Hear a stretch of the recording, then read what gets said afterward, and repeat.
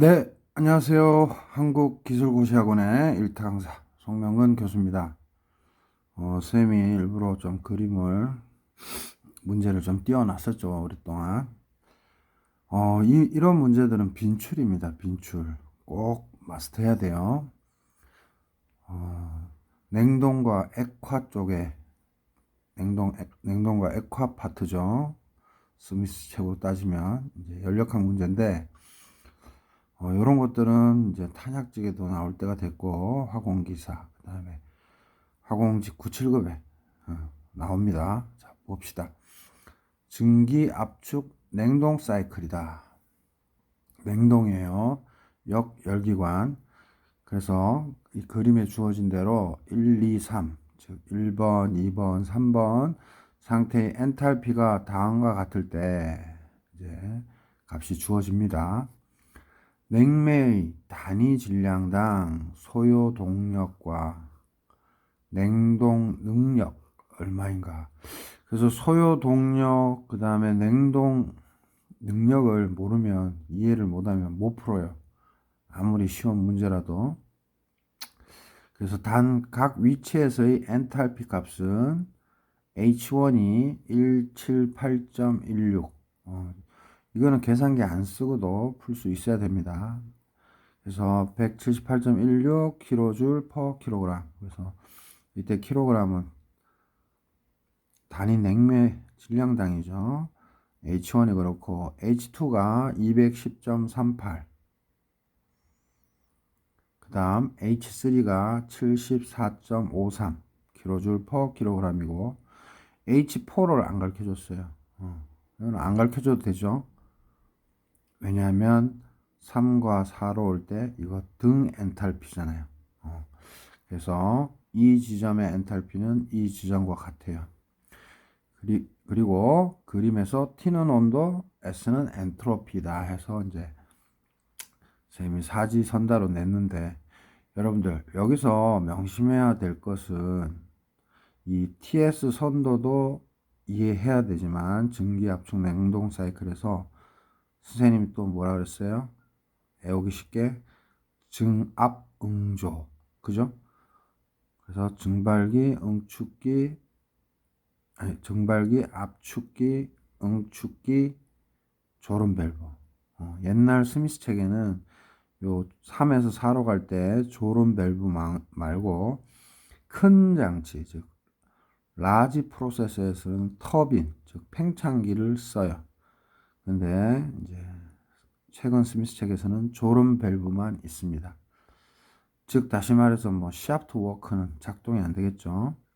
샤프트 워크는 1과 2로 갈 때만 축일이 해당되겠죠.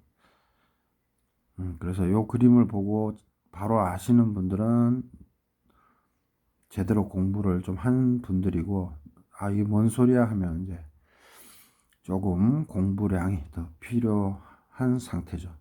자, 그리고 또 하나 주의할 거는 출제위원들이 이 넘버링 번호를 막 섞어요.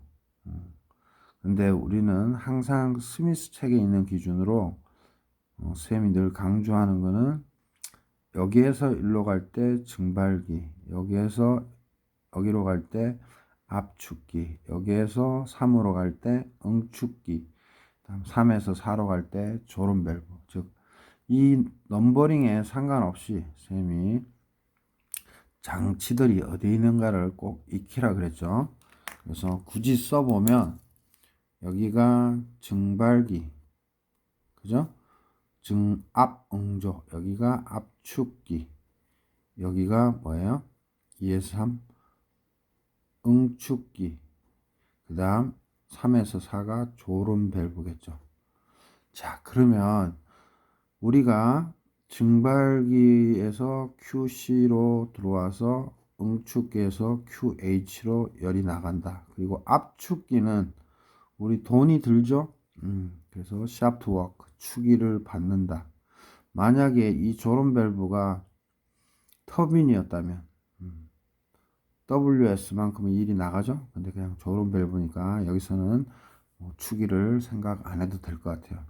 그래서 이런 메커니즘을 꼭 알고 있어야 돼요. 그리고 여러분들이 또 명심해야 될 거는 이런 것들에서 우리는 여기를 흐르는 관, 즉 관 속의 냉매를 개로 생각하고 지켜봐야 됩니다. 즉 증발기에서는 튜브나 관에서 그 액체로 있던 냉매가 증발을 하면 어떻게 돼요? 증발을 하면 즉 냉매가 액체인데 즉 열을 받아서 기화되죠. 그래서 즉 다시 말해서 증발기 주위에 있는 열들을 흡수하죠. 그래서 이런 거 생각할 때 냉동 장치를 생각해도 되지만 냉장고를 잘 생각해 보세요. 냉장고에 증발기가 그 내부에서 볼 수도 있고 숨어져 있을 수도 있어요. 근데 만약에 그냥 우리 눈에 그 냉동실이나 냉장실을 이렇게 열었을 때 시원한 이유는 이 증발기에 있는 냉매가 증발하면서 주위의 열을 흡수하기 때문에 냉장고가 시원한 겁니다. 그리고 그 증발기에서 이제 냉매가 기화했을 거 아니에요? 그죠? 기화한 그 냉매를 압축시키는데 돈이 드는 거예요. 그리고 나서 응축기에서는 어떤 일을 해요? 압축을 한번 시켰으니까 이제 기화가 액화 쪽으로 변하죠. 그래서 한 번 더 응축시킴으로써 뭐예요? 기체가 액체화되는 거니까 액화가 될 때는 어떻게 해요? 열을 방출하죠. 그래서 QH만큼 방출하는 거고 그 QH만큼 방출한 게 우리가 에어컨이라면 밖에 아파트 이런 데 보면 밖에 실외기를 설치할 수 있고 냉장고라면 그 냉장고의 뒷면에 뜨겁죠. 뜨거운 열이 나오죠. 그래서 열이 방출되는 거예요. 그래서 이 시스템을 항상 스터디할 때는 냉매 관점에서 생각해야 됩니다. 그래서 이렇게 액화된 놈을 다시 기화시키기 위해서 저울온 밸브를 써서 팽창을 시켜서 기화시키고 다시 그 기화된 놈을 어떻게 해요?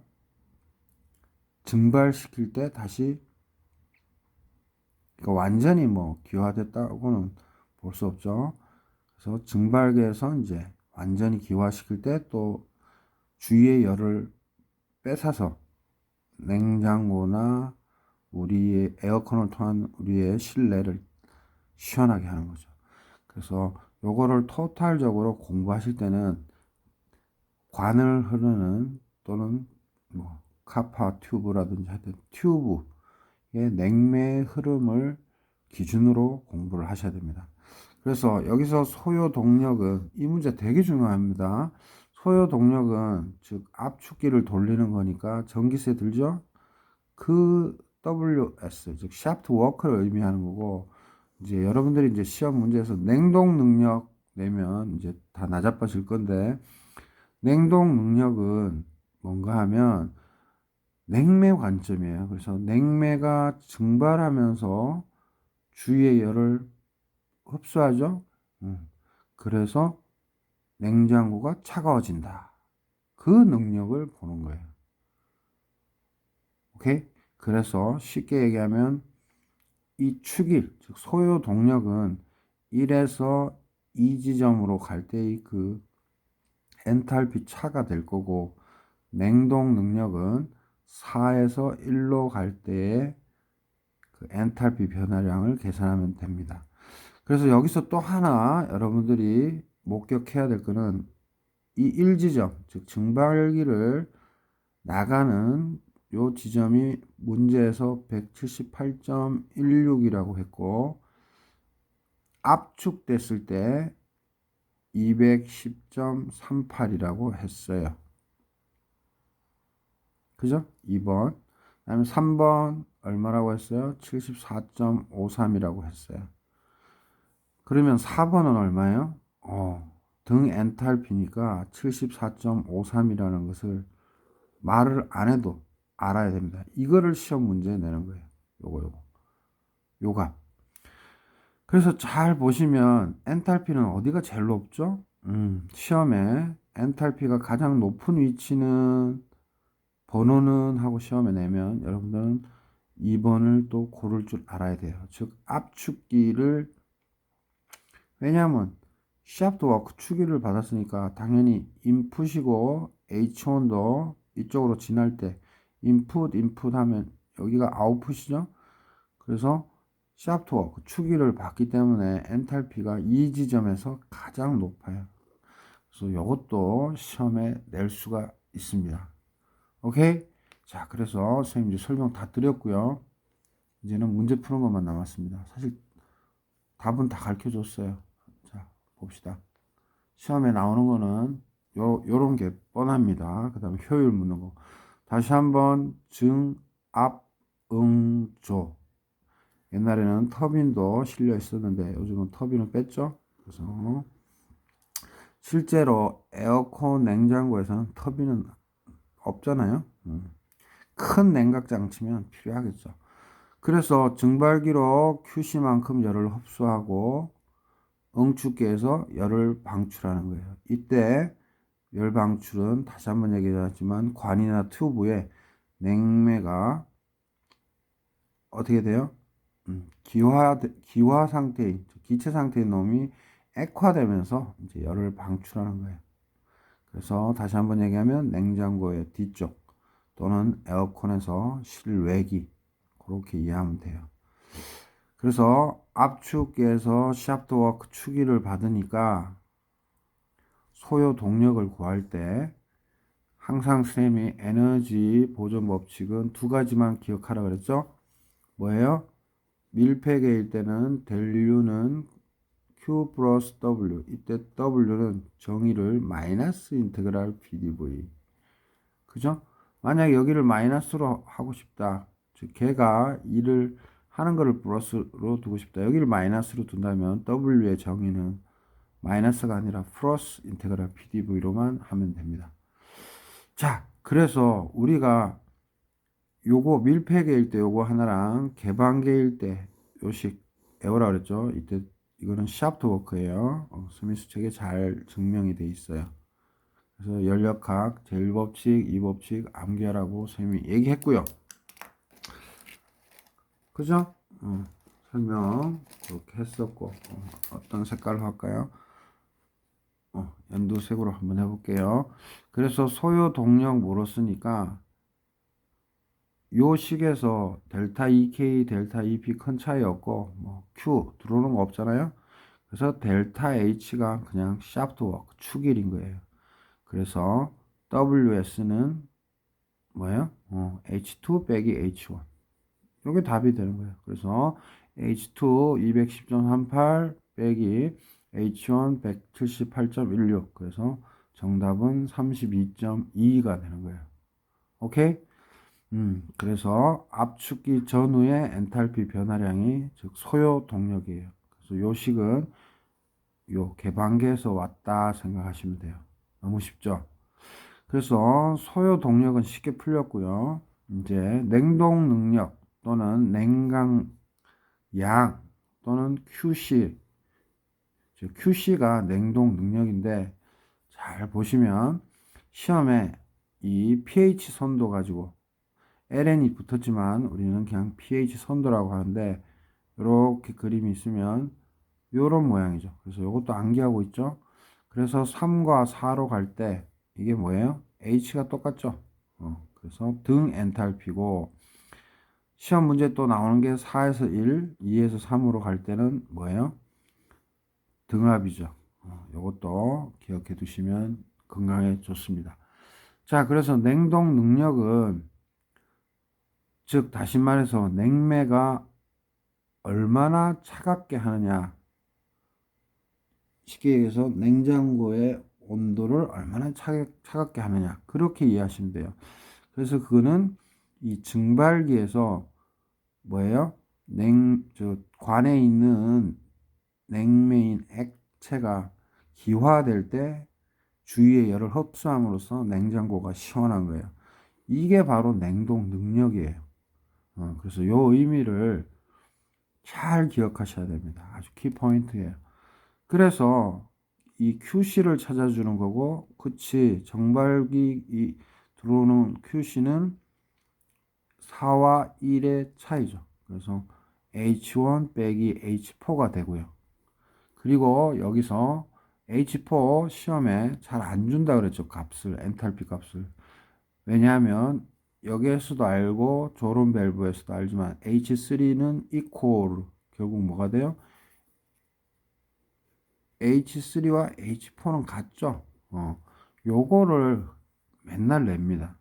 그래서 H3 또는 H4 둘 중에 하나만 또 가르쳐줘요. 그러면 이건 둘 다 똑같아요. 왜? 등 엔탈피니까. 그래서 H1은 문제에서 178.16 가르쳐 줬고요. 이번 문제에서는 H3를 가르쳐 줬죠. 통상 요거 가르쳐 주고 요거 안 가르쳐 줍니다. 어찌됐든 H3, H4 같은데 시험 문제에서 H3 값 가르쳐 줬어요. 74.53으로. 그래서 그 차이만큼인 103.63이 답이 됩니다. 너무 쉽죠? 그래서 냉동 능력 또는 냉각량 QC를 꼭 익혀 주시기 바라고, 요거 다시 한번 보면 이거를 개라고 봤을 때 H1이 여기가 H1이잖아요.